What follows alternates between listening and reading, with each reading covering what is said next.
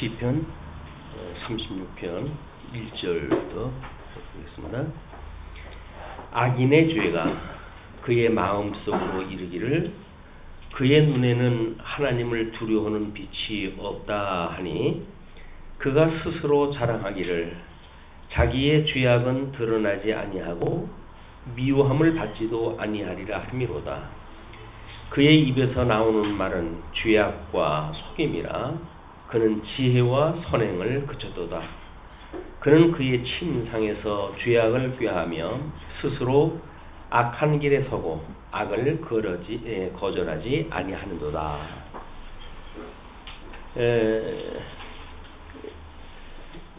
우리 그 한쪽 가로 3번에 하나님의 찬양으로 심판에 대한 강구시에 오늘 끝부분에 이르게 되어졌습니다. 그래서 36편은 하나님에 대한 신앙 여부가 각 사람의 삶과 운명을 좌우한다는 사실을 교훈하는 다윗의 지혜이사 이렇게 보통 이야기를 하고 있습니다. 다윗은 죄악이 횡행하는 현실을 고발하면서 그와 대조적으로 인간을 돌보시고 지켜주시는 하나님의 크신 사랑을 증거했다. 그리고 하나님을 경외하지 않는 악인들은 이기적인 가치관에 입각해 불의를 일삼는다. 그러나 의인은 하나님의 사랑을 깨닫고 겸손히 행하며 정직한 삶을 추구한다. 이러한 찬양은 복과 나라인 양대 언약의 근거가 되어 있다. 이렇게 설명을 했습니다. 그 밑에 그래서 참고도로 해가지고 보통 이제 하나님과 사단 그리고 인간의 속성이 어떠한지 그리고 그런 인간의 속성에 따른 심리는 어떠한지를 육체의 소욕과 성령의 소욕으로 나누어 가지고 도표를 만들어 봤어요. 그래서 하나님의 이 속성이 물론 사역상 속성은 우리 시가서에서 이야기하는 전체 5대 속성을 이야기를 하고 있지만 영원하신 하나님의 그런 그 속성이라고 하는 맥락에서 봤을 때는 기원상 하나님은 영원하신 분이다.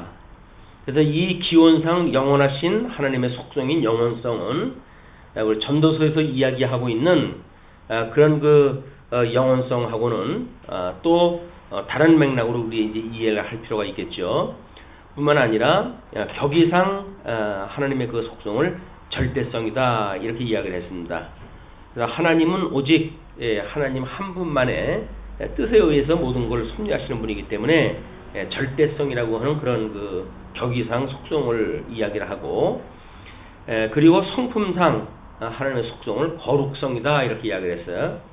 그래서 이 거룩성이야말로 우리 주기도에서 이야기하는 것처럼 하나님의 이름을 거룩히 여김을 받으시오며 이렇게 되어지는 겁니다. 그래서 그 거룩성이라고 하는 이제 그 기준이 되어지는 것이 하나님의 의로 나타나는 일이기 때문에 이런 그 하나님의 세 가지 어떤 그 속성에 비해 가지고 사단의 속성을 한번 우리가 살펴볼 필요가 있을 것 같아요. 그래서 기원상 이제 하나님이 영원하신 데에 반해서 사단은 피조되어진 그런 피조물이기 때문에 기원상 피조성이라고 하는 속성을 가지고 있다.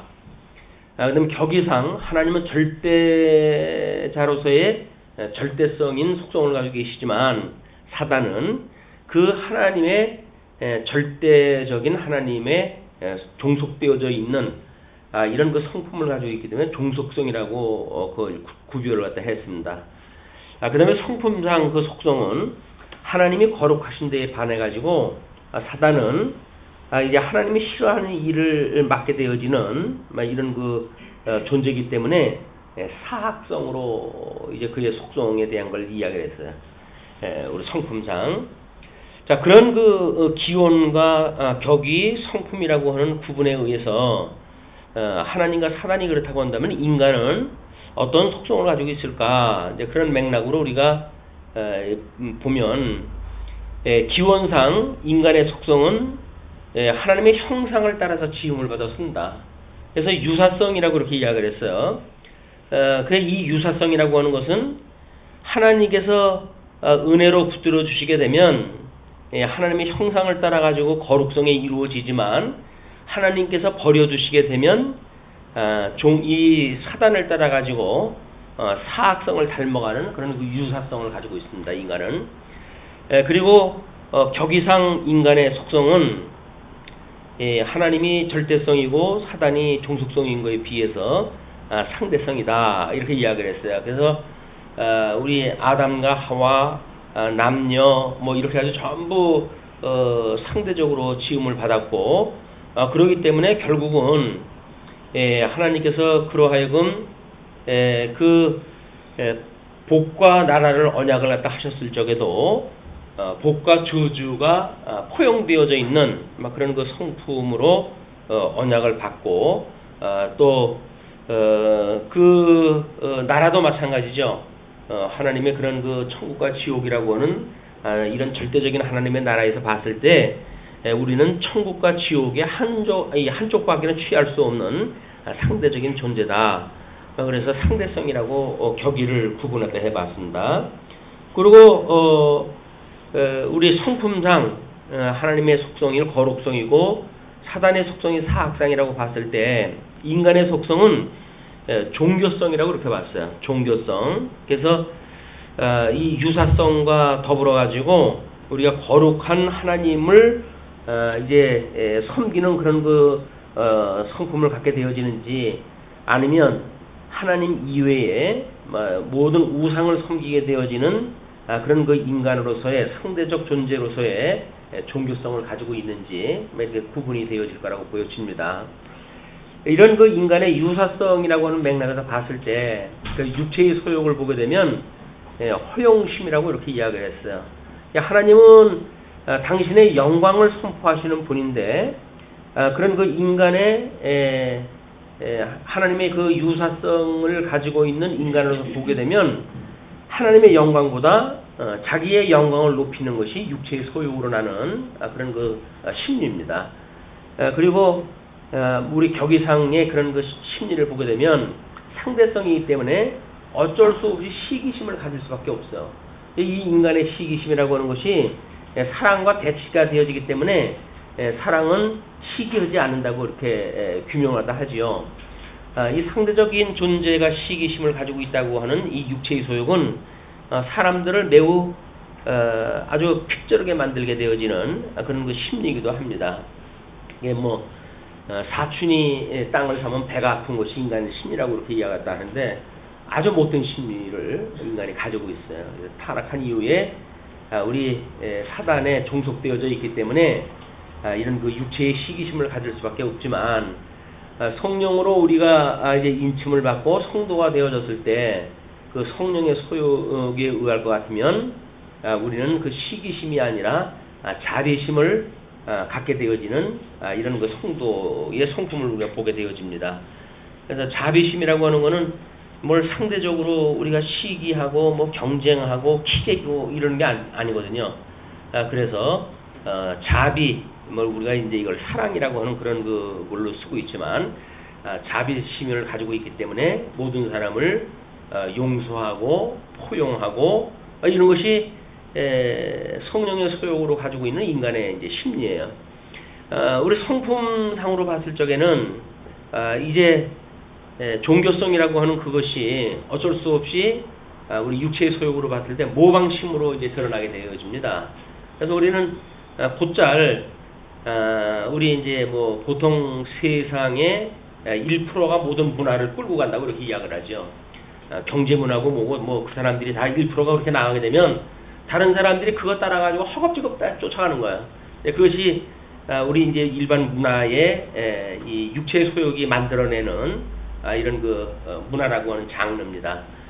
그런데 우리의 성령께서 우리를 이제 붙들고 계시다고 한다면 우리는 그런 사단이 끌고 가는 문화의 모방심을 일삼고 따라가는 것이 아니라 철저하게 하나님을 경외하는 신앙심을 가지고 성도가 이제 갖게 되어지는 이것이 성령의 소욕으로 우리가 구분하다 해보았어요.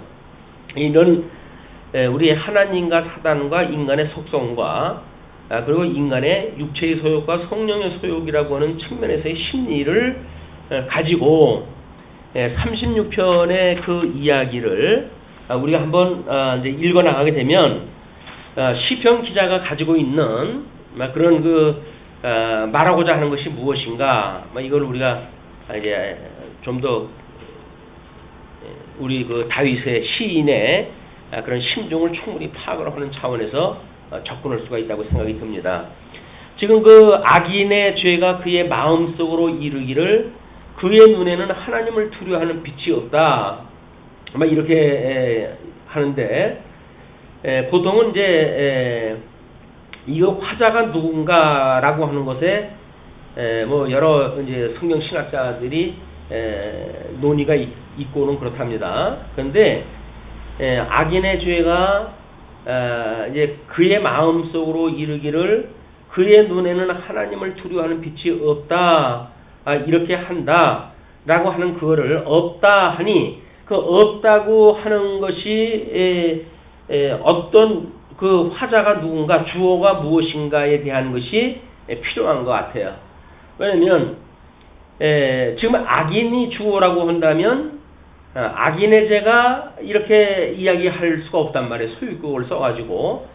그러고 한다면 보통 이제 이 36편 1절을 이야기할 때 하나님이라고 하는 본주어가 생략되어진 거다, 근데 이렇게 신학자들이 보아요.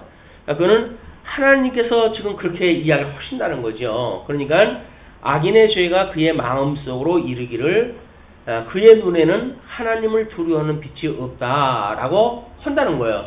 이것이 이제 절대 진리라고 하는 맥락에서 우리가 이 규정할 수 있는 일인데, 악인이 스스로 그렇게 말한다고 한다면 악인이 부정적인 이야기를 자기를 자랑 삼아 할 리가 없을 거예요. 그렇기 때문에 악인은 그의 마음속으로 이제 그의 눈에는 하나님을 두려워하는 빛이 없다. 그 이야기는 하나님과 원수되어진, 우리 에덴 동산에서 추방되어진 그 인간 아담은 우리가 이걸 타락인이라고 이렇게 이야기를 하잖아요. 이 타락인은 철저하게 선악을 아는 일에 하나님과 같이 되어진 그런 존재라고 했어요.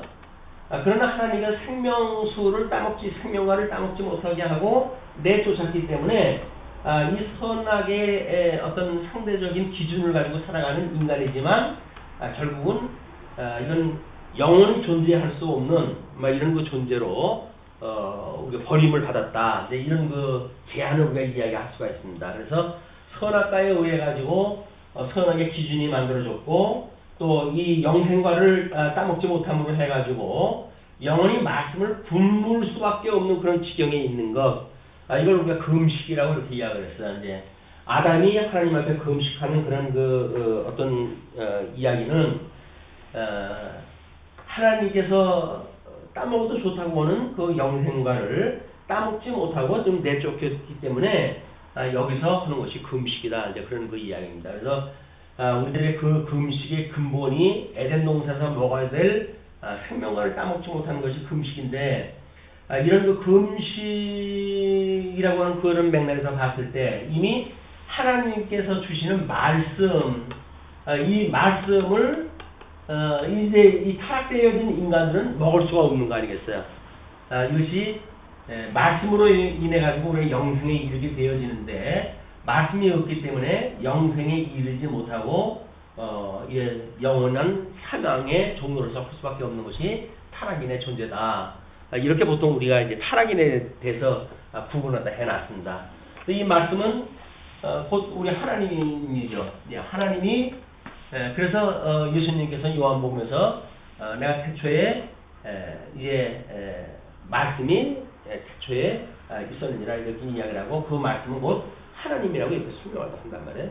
그러니까 하나님이 당신의 계시, 영광 계시를 위해 가지고 이제 세상을 만물을 다 펴가지고 주셨지만 타락되어진 이유로 해가지고 전부 맹인들이 되어져 버렸으니까 하나님께서 이 영광 계시를 성경으로 기록하게 해가지고 지금 이제 우리들한테 주신 것이 성경이라고 우리가 이렇게 쭉 공부를 해왔습니다.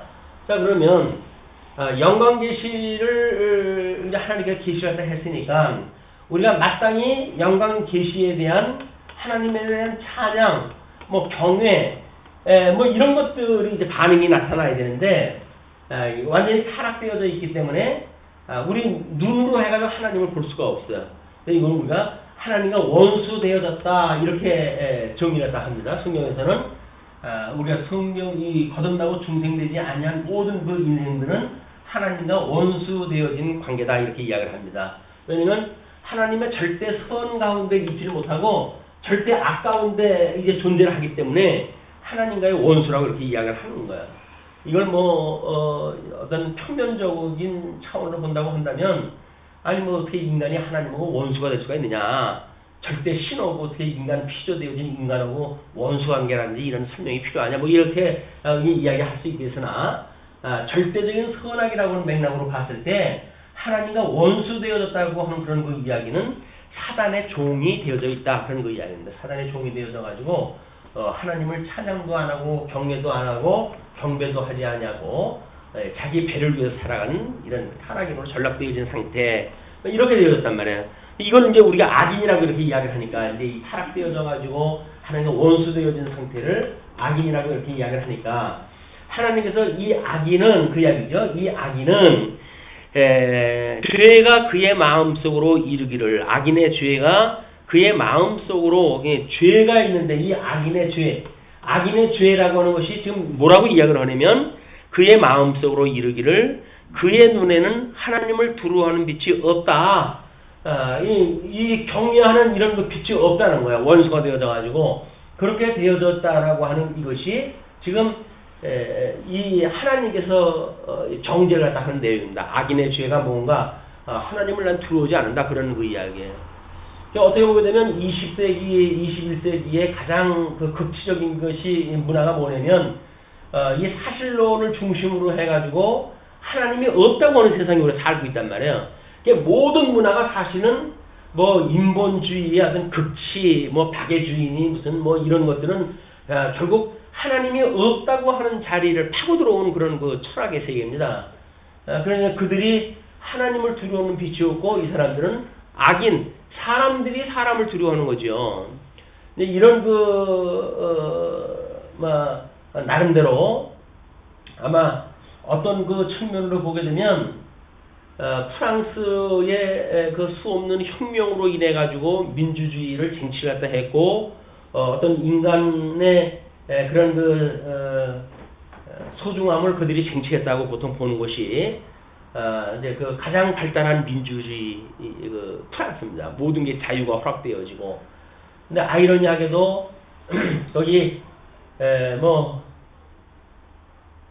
IS 그런 그 폭도들에 의해 가지고 수백 명의 사상자가 발생이 되어졌고, 그래서 이 인간이 결국 인간이라고 하는 자체가 자기네들이 만들어 놓은 기준으로 해가지고 그런 인본주의적인 어떤 박애주의라든가 인간의 존중이라든가 이런 것들이 가능한 세계가 존재하는가에 대한 질문이 던져진 거예요.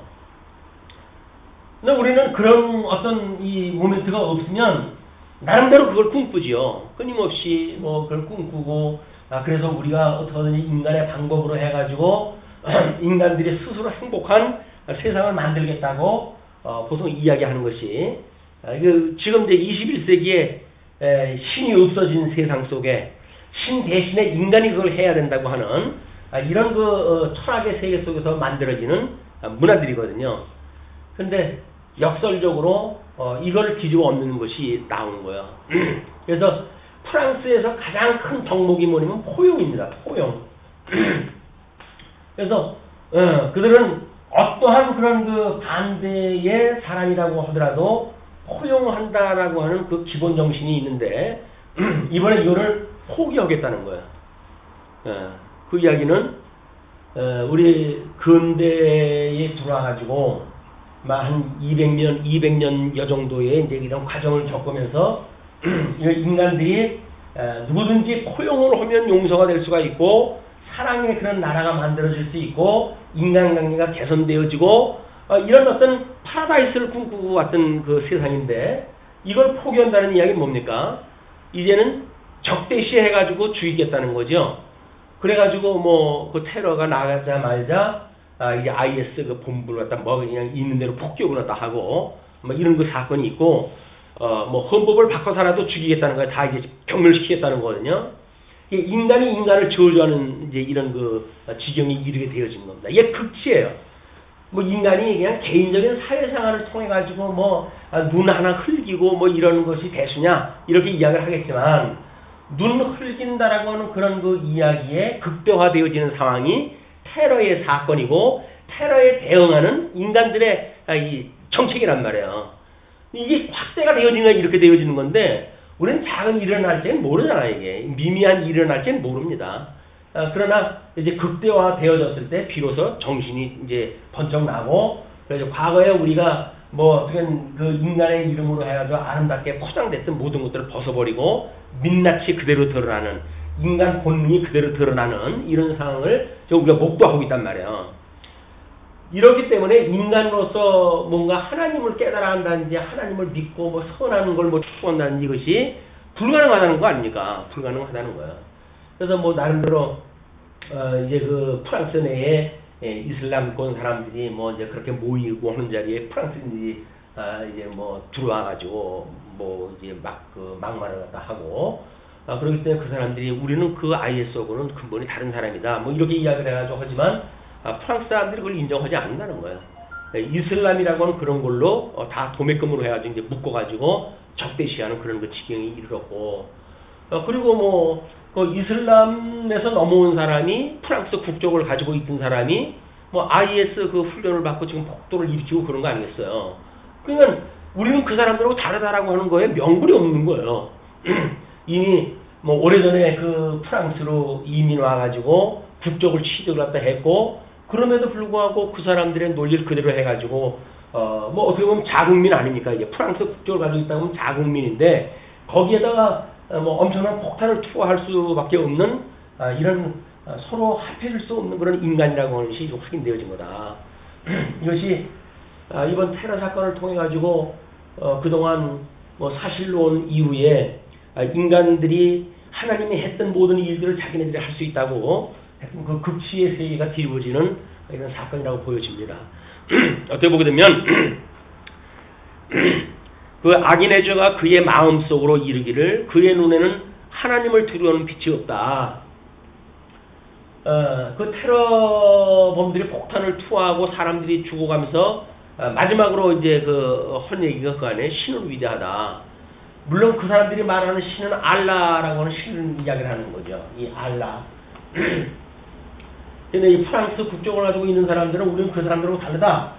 왜냐하면 코란에는 사람을 죽이지 말라고 했다. 뭐 이렇게 이야기를 하는데 죽이지 말라고 했다라고 하는 명시보다는 어떻게 했을 적에는 용서하지 말라고 하는 그런 그 규명이 있어요.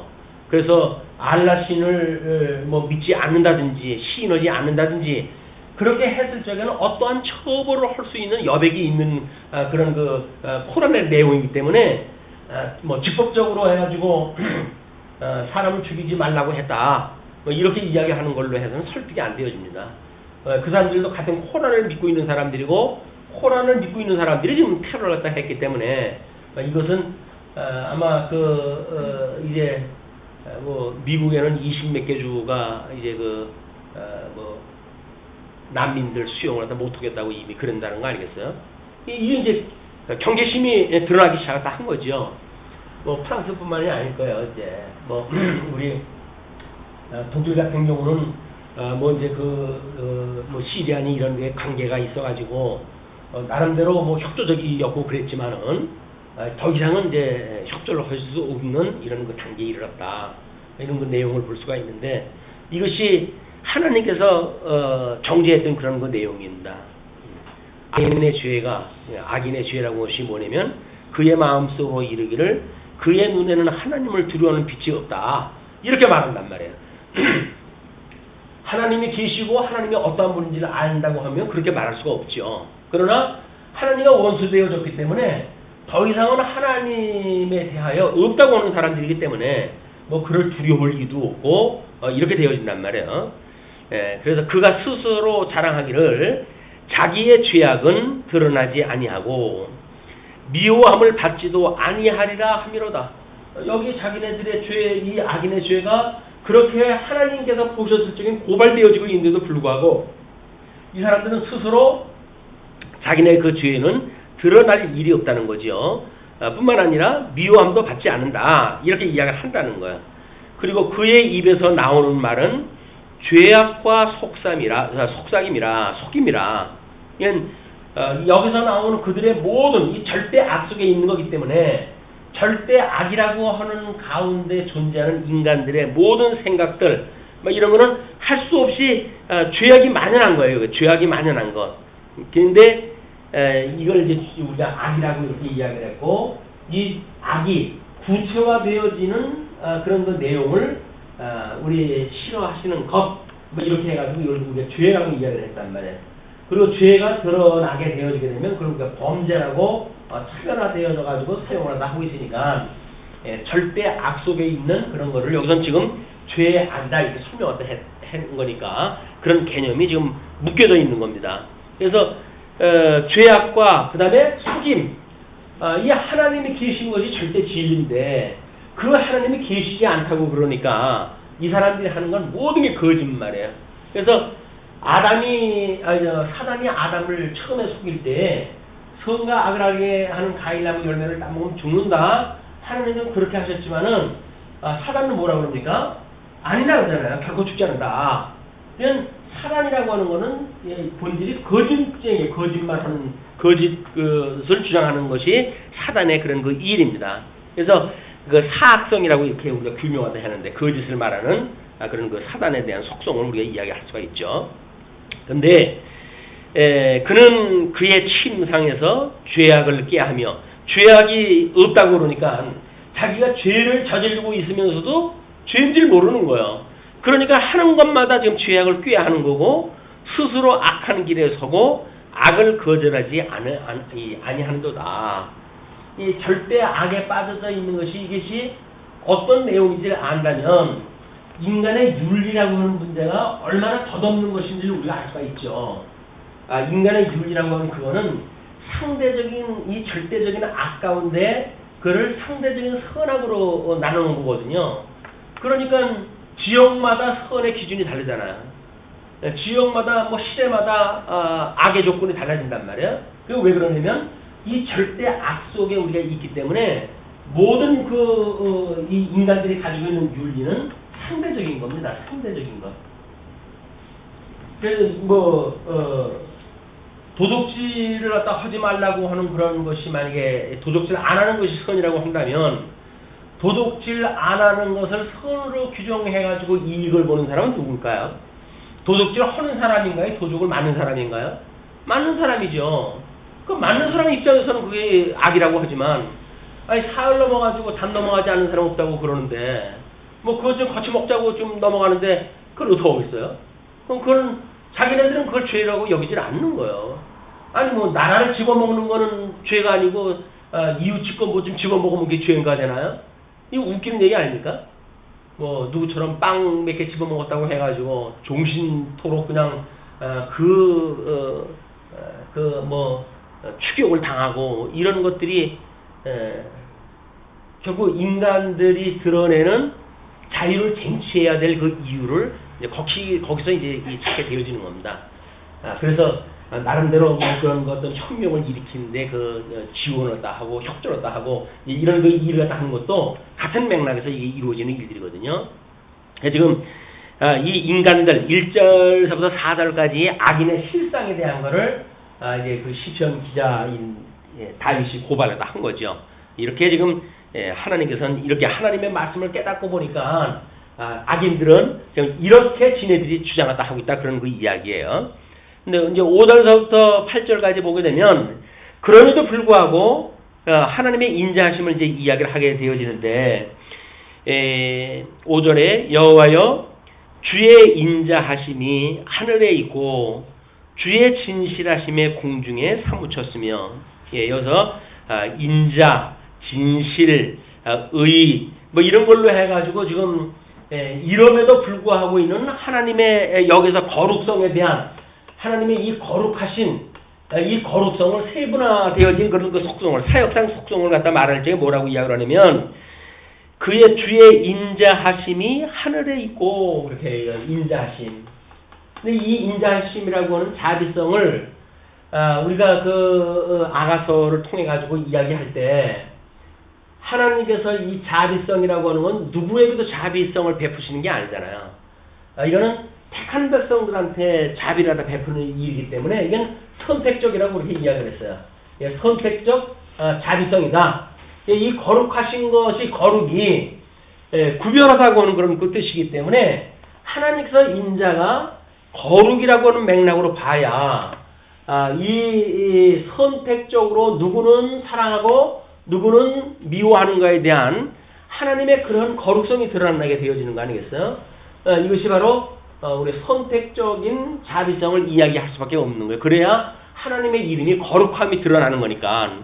악한 사람은 악한 대로 지옥으로 보내고 선한 사람은 선한 대로 하나님께서 선하다고 여기는 사람들을 천국으로 보내는 것이 이게 하나님이 거룩하신 분이지.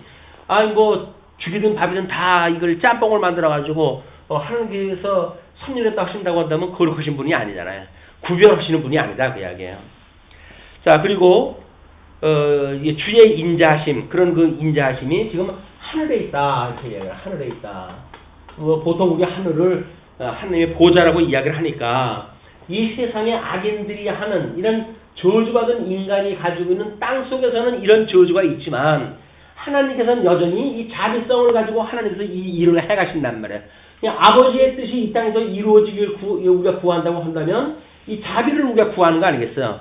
그럼 여기서 자비를 구한다는 이야기가 이제 구원의 이야기가 되겠죠. 이것이.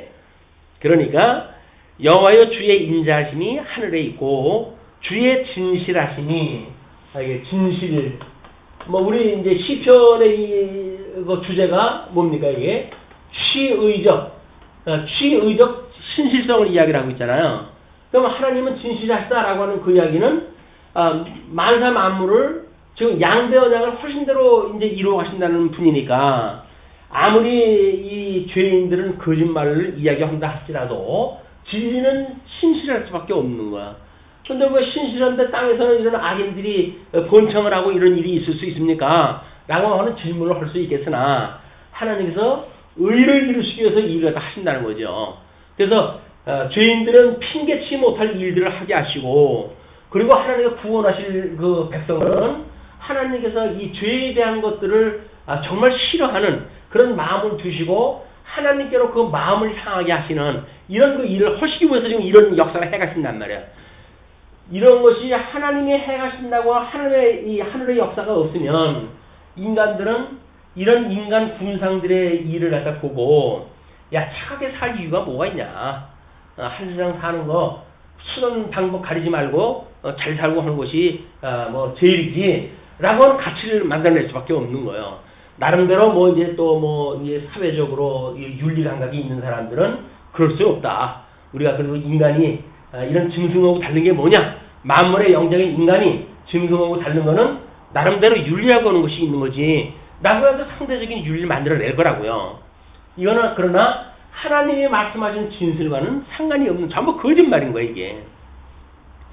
자, 뿐만 아니라 그 진실하심이 공중에 사무쳤으며 주의 의는 주의 의가 나오죠. 이 주의 의. 이 의라고 하는 것이 이제 하나님께서 주시는 복과 저주의 그 문제입니다. 어떻게 이 기준, 이 의라고 하는 기준을 가지고 하나님께서 이 구별을 갖다 해낼 것인가, 이 거룩한 하나님의 속성을 이룰 것인가, 이제 그런 그 내용이니까. 그래서 주의 의는 이제 여기서 이 주의 의 기준을 가지고 이제 심판하다 하셔야 되니까 이 구별이라고 하는 거는 심판에 의해서 만들어지는 거 아니겠어요? 이 심판이라고 하는 거는 이쪽 현장에서 이제 이루어 주셔야 돼요. 이 악과 선을 이제 심판하다 하시는 역사가. 그런데 그 주의 심판은 주의 의는 하나님의 산들 같고 이 의를 갖다 이루는 이 기준이 하나님의 산 같대요. 하나님의 산과 같다.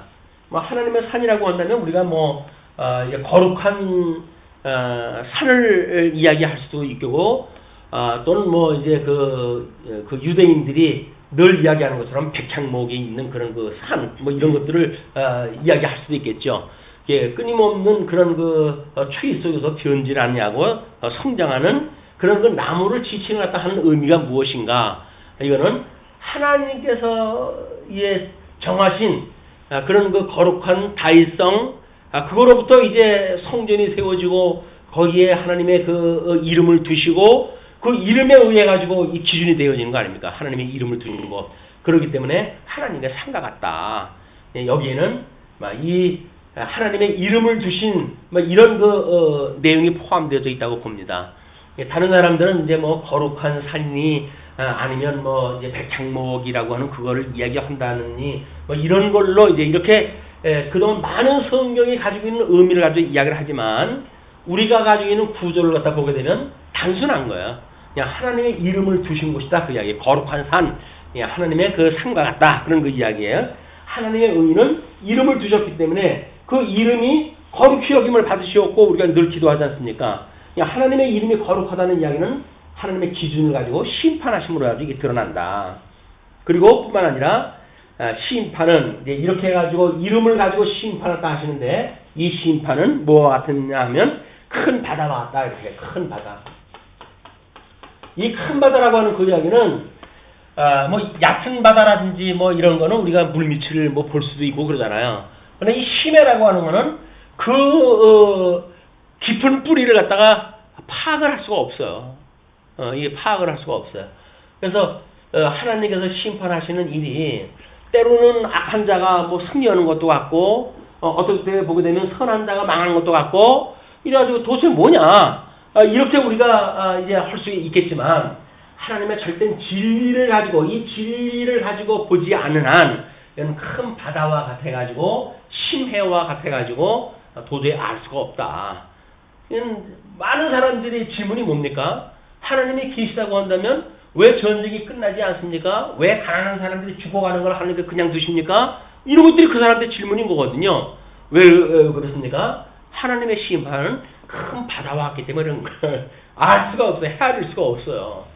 그래서 이 인간의 그 소견 좁은 대로 뭐 보게 되면 뭐 착하게 살도 뭐 되는 게 없고 뭐 악하게 산다고 해가지고 많은 것도 아니고 그런다고 한다면 악하게 살자 이렇게 이야기를 한단 말이야.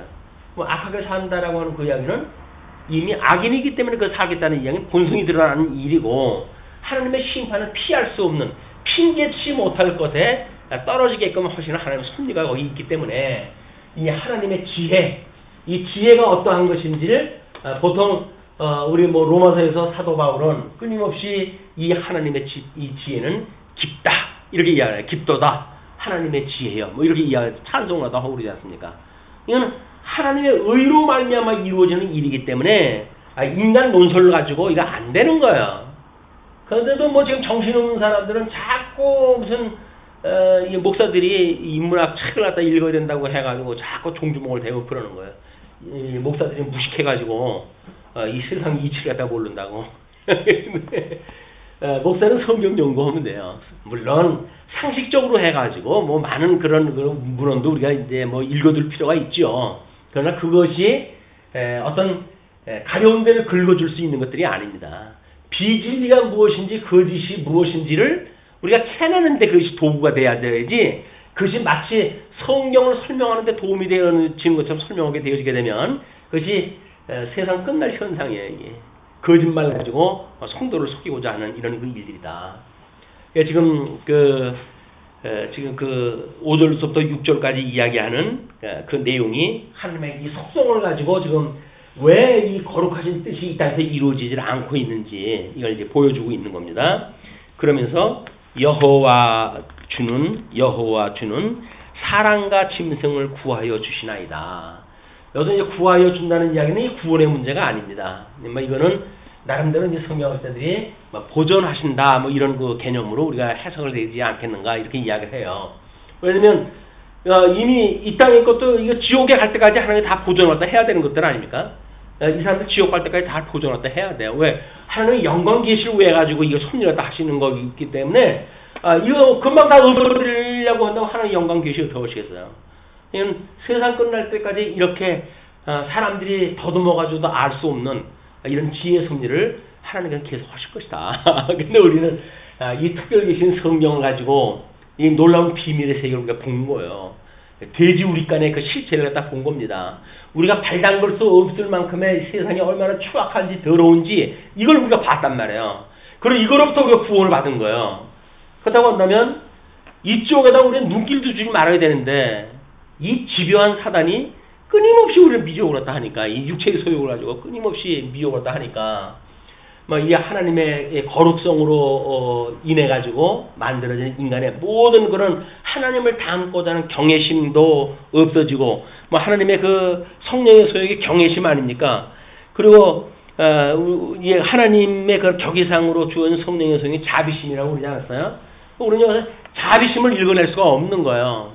그러니까는 우리들한테 조금만 무슨 잘못이 있다고 한다면 우리는 바로 정죄를 할 수밖에 없는 거예요. 1만 달란트 탕감받은 사람이 100대는 빚진 자를 오게 가두면 안 된다고요? 아이고 기회가 없어서 못 가두지 왜 못 가둬요? 우리들의 이해관계가 걸렸다고 한다면 지옥보다 더한데도 우리는 집어넣고 싶죠. 이를 갈고 우리는 집어넣고 싶은 거예요. 이게 인간의 사악성이란 말이에요. 성령의 소욕이 우리를 구원하였도다라고 만약에 한다면 구원받은 성도로서의 이제 정체성이 이게 정립이 돼야 되는데 아직도 이 타락인 이제 중생인 아닙니까? 중생인. 이 중생이라고 어쩔 수 없이 성령의 소욕과 육체의 소욕이 두 개가 다 공존하는 세계에 살고 있단 말이에요. 이 육체의 소욕과 또 성령의 소욕과 이 두 개를 다 가지고 있으니까 이쪽에 빠지는 것이 하나님께서 여기를 살아도 좋다고 준 것이 아니잖아요. 너희들이 이거로부터 나온 거야 라고 하는 그걸 보여주는 이 세계란 말이에요. 그런데 우리는 인간인데 다 그럴 수밖에 없는 거 아니야? 라고 이거를 당연시 여긴단 말이야. 뭐야? 우리도 과거 이 타락인이었을 때 여기에 당연하게 여긴 사람들이니까 이거에 길들여져 있기 때문에 여전히 우리는 중생인으로서의 죄라고 하는 거를 하나님 앞에 뜨거라고 생각을 안 해요. 그럴 수 있는 거지 이렇게 이야기를 한다니까요. 방귀꽃님이 성낸다고 내가 좀 죄 좀 졌다고 어쨌다고 그냥 막 덤벼드는 거예요. 죄인이니 뭐냐 해가지고 성령의 죄를 이야기하고 그러면 왜 일주일 내내 고생하고 나한테 죄를 갖다 이야기하냐 그런 그 이야기 아닙니까? 그런데 교회에서 죄 이야기 안 하면 뭐 이야기를 해요? 우리 성경 하나님의 말씀은 성령의 감동으로 되어진 것으로 제일 먼저 무엇하기에 합당하다고요? 책망하는 거. 하나님의 교훈 먼저. 예? 교훈과 책망과. 그 교훈이라고 하는 것이 책망이 포함되어져 있는 것이 교훈이니까. 교훈이라고 하는 것은 책망과 의로 교육함, 바르게 함 이것이 포함되어져 있는 게 교훈이에요. 이런 개념을 모르게 되면 왜 책망을 갖다가 우리한테 들으려고 하느냐는 이야기예요. 그런데 하나님 말씀을 그냥 읽기만 하게 되면 그건 책망이 다 들어있다니까요. 왜? 육체의 소욕이 내가 있으니까 말씀을 듣게 되면 내가 이 죄인인 것이 자꾸 드러나고 이거로부터 구원하셨던 주님에 대한 은혜가 샘솟고 이래 은혜 감격으로 해가지고 성도의 어떤 그 성령의 소욕에 이끌림을 받는 삶을 사는데 이걸 당연시 여기게 되어지니까 우리가 이 하나님의 은혜로 받았다고 하는 것이 전부 싸구려 복음으로 전락돼 버리고 말입니다. 하나님의 말씀의 제일 먼저의 조건은 책망이에요. 책망. 말씀을 듣고. 그래서 우리가 기도할 때 뭘 먼저 하라고 그러는 거예요. 기도할 적에도 하나님 찬양을 갖다 하고 그 다음에 감사하고 그럼 뭘 갖다 해요? 회개라니까요. 회개를 갖다 하고 그 다음에 간구를 갖다 하라는 거예요. 이제 이걸 구할 내용을 회개도 아니고 우리는 구할 것만 자꾸 이해하다 하니까 하나님께서 깨어진 질그릇 같은 데 아무리 집어넣으면 모르냐. 무적의 공처럼 아무리 쏟아놓어도 소용없는 거 하나님께 안 주시는 거예요. 끊임없이 회개를 다 해야 되는 겁니다. 주기도서도 이야기하는 게 뭐예요? 우리가 우리에게 잘못한 사람을 용서해 주는 것처럼 우리의 잘못을 용서해 주십시오 라고 하는 것이 주님께서 가르쳐준 기도의 기본이 되니까요. 그러니 우리 책망이 없다 그러면 회개가 없고 회개가 없다고 한다면 하나님 앞에 이 은혜로 구원받았다고 하는 은혜를 우리가 놓치게 되어지고 은혜를 놓치게 되어지게 되면 간구하는 것이 여전히 내 배를 위해 가지고 간구하는 것밖에 없는 거예요. 주시오 해가지고 이것도 좋고 저것도 좋고 썩어도 좋으니까 그냥 몽땅 달라고. 그래가지고 입을 크게 벌리려나 어쩌려나 해가지고 그냥 있는 대로 꾹꾹 눌러달라고 그렇게 이야기하는데 근데 하나님 앞에 책망을 받지 않고 쌓였다는 저주예요. 저주. 그것이 좋아가지고 하나님 나라가 가기가 싫은데 이쪽이 너무 좋아가지고 어떻게든 여기서 살고 싶은데 이 좋은 세상 내가 왜 그만둬? 그런 생각이 드는 거예요. 근데 21세기 사단의 이 작전이 뭡니까? 배불른 세상을 만들어 주잖아요, 자꾸. 그러니까 성경에서도 세상 끝날 내가 믿음을 보겠느냐 이야기를 하는 거예요. 세상 끝날 부유한 세상에 믿음 보기 어렵습니다. 이런 것들이 우리들이 하나님 말씀을 들으면서 끊임없이 깨달아가야 될 일들이다. 그리고 그들이 하나님이여 주의 인자심이 어찌 그리 보배로우신지요. 그 인자심이 보배로우신지요. 그 인자를 보배로 여길 수 있는 것이 성령의 소욕으로 인침을 받은 사람들의 이야기다. 그리고 사람들이 주의 날개 그늘 아래 피하나이다. 아직도 이렇게 고전을 하고 있는데 여기서 죄인들을 회개할 시간을 주시기 위해서 오래 참으시는 거예요, 지금. 오래 참으셔가지고 결국은 이제 그 착한 자들을 불러내시니까 하나님의 그런 인자심이 어찌 그리 보배로우신지요. 만약에 이거를 100년 전에 하나님가 마감하셨다면 우리는 어디에요? 말하면 지옥행 아니겠어요. 그나마도 오래 참아주셔가지고 우리가 예수님 믿게 되어졌고 구원의 반열에 있게 되어졌으니까 이게 얼마나 이게 우리한테 보배로운 일입니까? 이게 보배로운 일이지. 그들이 주의 집에 있는 살진 것으로 풍족할 것이라. 살진 것, 부연 세상에 이 땅에 떡을 갖다 이야기하는 게 아니겠죠. 말씀으로의 그런 그 풍족한 말씀, 풍족할 것이라. 주께서 주의 복락의 강물을 마시게 하리이다. 그래서 가람이 없도록 우리한테, 우리 이제 뭐 하나님 말씀 가지고 무엇인지 알고 싶어가지고 전전긍긍 그런 때는 지났잖아요. 이제 말씀 어느 정도 해가지고 이제 배가 불러가지고 목도 너무 이제 물 먹어가지고 7잔 너무 많다. 한 5잔만 먹자. 이렇게 얼판이란 말이에요, 이제. 진실로 생명의 원천이 주께 있사오니, 생명의 근본 되시는 하나님께 이야기하죠. 생명의 원천이 주께 있사오니 주의 빛 안에서 우리가 빛을 보리이다. 빛 안에서 우리가 빛을 보게 되어지는 거예요. 그러니까 어둠 속에서는 그걸 못 봐요.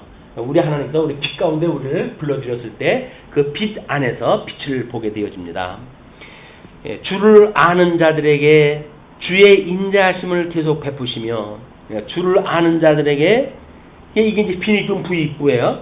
주를 아는 자들, 구원을 받아가지고 빛을 통해가지고 하나님이 어떠한 분인지를 알기 때문에 경외할 수 있는 자들, 그러하여금 기뻐할 수 있는 자들, 이런 자들한테 인자하심을 계속 베푸시며, 지속적인 그런 그 은혜를 이야기를 하죠.